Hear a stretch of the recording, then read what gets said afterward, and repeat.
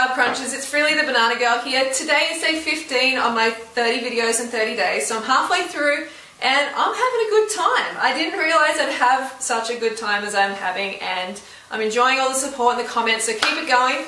And today's video is about how a 100% raw food diet can be very unhealthy. And I know some of you are probably thinking, what? The Banana Girl is going crazy. She's eating some cooked food now, and now she's writing off the raw food movement. No, that is not what I'm doing, and you're going to understand very soon what this is all about.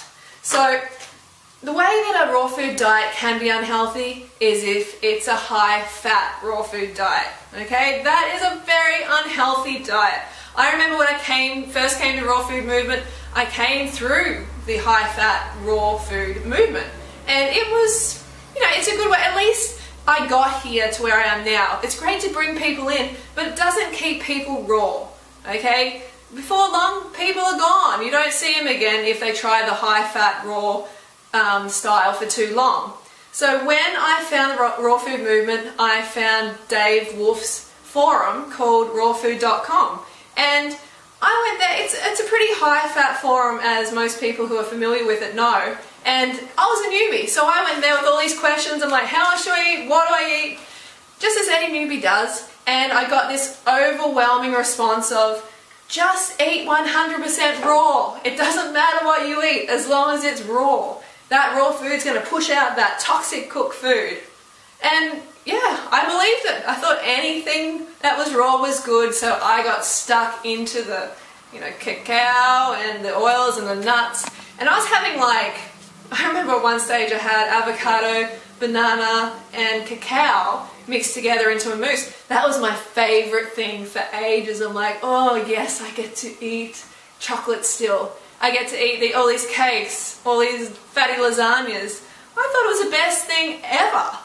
But boy was I wrong. I was way off track. And I started to feel really sick pretty soon. So I had to find another way. I mean, like, I came from a pretty unhealthy diet, you know, pretty standard diet. I took out the meat, the dairy and eggs, and I got this jump in health, which was awesome, but pretty soon I became glucose deficient from eating this high-fat raw diet. Pretty soon after, I was binging out on everything else.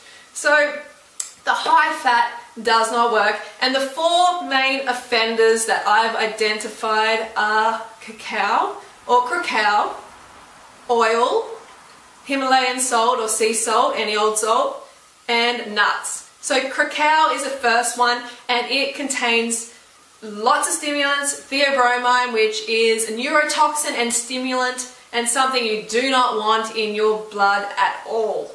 I mean, I'm coming from this lifestyle where I had a lot of like stimulating foods and, you know, drugs as well, and coffee. And one night I remember having 2 cacao beans, and I was absolutely wired. I was awake in bed till 4 AM just staring at the ceiling. That's how stimulating this substance is. Really, really not good to have in your body. So get rid of that stuff, that processed, expensive, you know, gunk. You don't want that in your blood. So next one is oil. So oil is 100% refined fat. Do you have an oil deficiency? A fat deficiency? No. 99.9999% of the population do not need more fat on their body. And oil is just going to contribute to your fat cells. It doesn't have anything that you need. There's no oil in nature, just forget it. It's just going to sludge up your blood. It's going to make the absorption of sugar into your cell very, very hard for your body. So you want to keep your bloodstream clean, and oil does not do that. It sludges it up. It prevents the oxygen from getting to the cell and from you feeling, you know, your best and looking your best. So salt. You know, all these like raw food dishes, they have a whole lot of salt, because if you just put the fat, like the oil and nuts in, then it's not going to taste that good. So all this salt has to go in as well. And I don't care if it comes from the Himalayas. It doesn't matter. It's sodium, it's salt. It's going to retain fluid 100 times or more in your body. So you're going to expand. You're going to get all this fluid where you don't want it. And it's going to contribute to high blood pressure and various other issues which you do not need. You know, you get all the sodium you need for your body in fruits and vegetables. Next one is nuts. So nuts, I know a lot of people are like, well, nuts are natural. You can just pick them up off the ground and eat them. They must be good for you. Well, there are sometimes food in my book. They're not that great for you.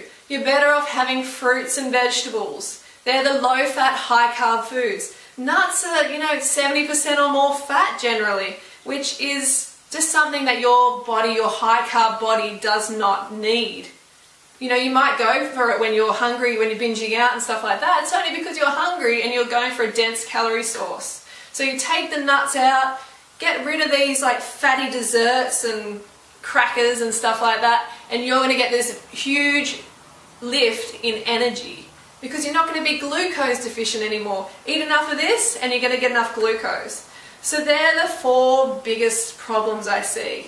So this is how a raw food diet can be very unhealthy. So what is a healthy raw food diet? The Banana Girl diet.